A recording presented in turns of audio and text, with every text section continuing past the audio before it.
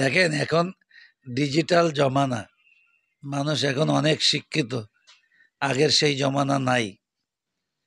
যাদের কাছে অবৈধ টাকা আছে, কালো টাকা আছে, হ্যাঁ, টাকা বাড়াইলে মানুষ টাকাটা হাতিয়ে নিবে, এটাই বাস্তবতা।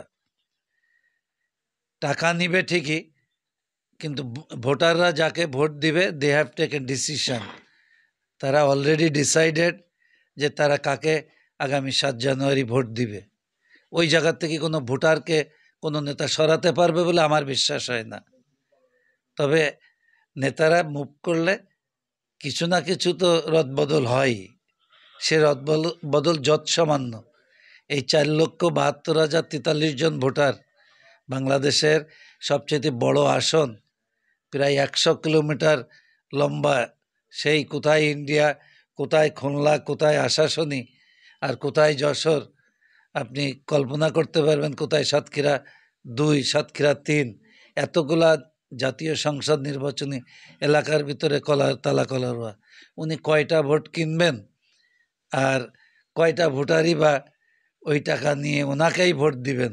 ভোট তো হবে নিরপেক্ষ এবং বুথের ভিতরে, গোপন স্থানে।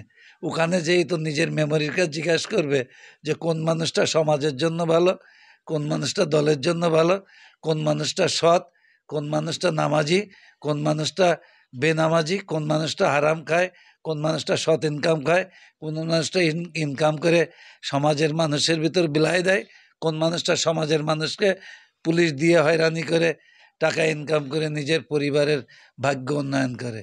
এরা খুব আয়নার মতো পরিষ্কার। যেক্ষেত্রে আমি বলবো কালো টাকায় বা কোনো পেশি শক্তিতে আগামী নির্বাচনের রায়কে লেফট রাইট করা যাবে না ইনশাল্লাহ। তো যারা আপনার দল করছে না, যখন আপনি নির্বাচিত হবেন, এদেরকে আসলে এরা কোনো সুবিধা পাবে কিনা আপনার কাছ থেকে? দেখেন, আমার কোনো দল নাই।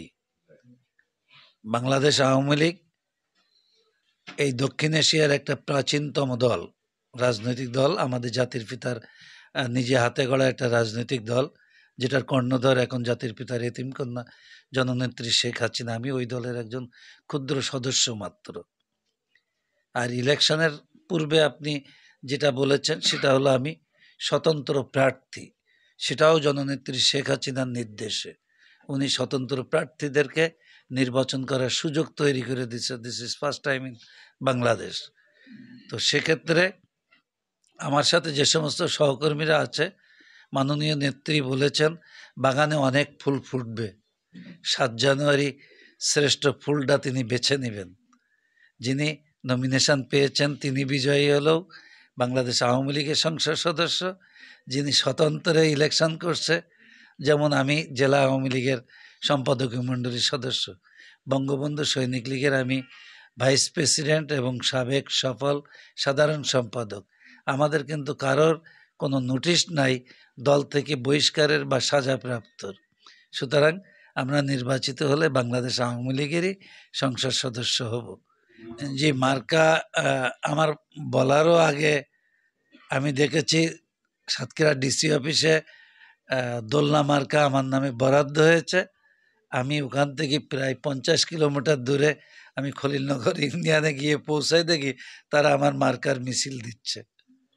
দোলনা মার্কা অনেক সুন্দর। আমরা বেড়ে উঠেছি মায়ের কোলে এবং দোলনায়।